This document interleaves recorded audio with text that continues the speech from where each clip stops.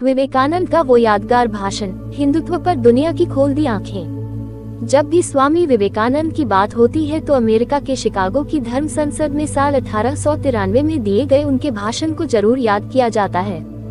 बता दें कि विवेकानंद ने ये भाषण 125 साल पहले 1893 में दिया था। 125 साल पहले स्वामी विवेकानंद ने अपने भाषण की शुरुआत मेरे अमेरिकी भाइयों और बहनों कहकर की थी, जिसके बाद सभागार कई मिनटों तक तालियों की गूंज हर तरफ गूंजती रही।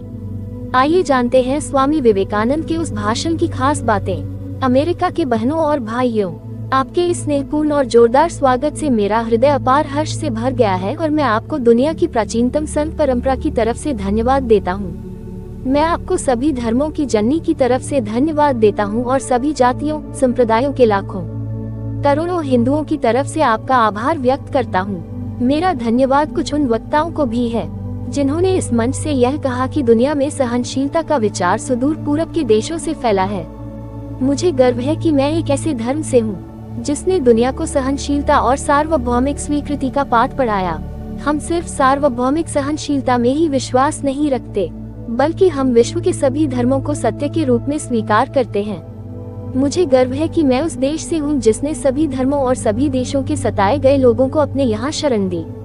मुझे गर्व है कि हमने अपने दिल में इस्राएल की वो पवित्र यादें संजो रखी है जिनमें उनके धर्मस्थलों को रोमन हमलावरों ने तहस नहस कर दिया था और फिर उन्होंने दक्षिण भारत में शरण ली। मुझे गर्व है कि मैं एक ऐसे धर्म से हूँ जिसने पारसी धर्म के लोगों को शरण दी और लगातार अब भी उनकी मदद कर रहा है। भाइयों, मैं आपको एक श्लोक की कुछ पंक्तियाँ सुनाना चाहूँगा जिन्हें मैंने बचपन से स्मरण किया और दोहराया है और जो रोज करोड़ों लोगों द्वारा हर दिन दोहराया जाता है। रोचना वैचित्र्य दृजुकुटिल नाना पथुषाम नृनामे को गम्यस्त्वमसी पैसा मरनवेव। इसका अर्थ है, जिस तरह अलग अलग स्रोतों से निकली विभिन्न नदियां अंत में समुद्र में जाकर मिल जाती हैं, उसी तरह मनुष्य अपनी इच्छा के अनुरूप अलग अलग मार्ग चुनता है, जो देखने में भले ही सीधे या टेढ़े मेढ़े लगे, परंतु सभी भगवान तक ही जाते हैं।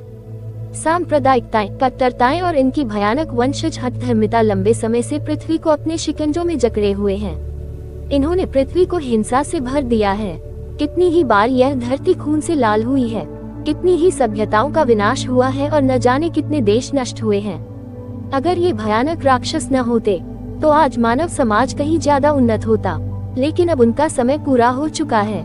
मुझे पूरी उम्मीद है कि आज इस सम्मेलन का शंखनाद सभी हठधर्मिताओं, हर तरह के क्लेश, चाहे वे तलवार से हो या कलम से, और सभी मनुष्यों के बीच की दुर्भावनाओं का विनाश करेगा।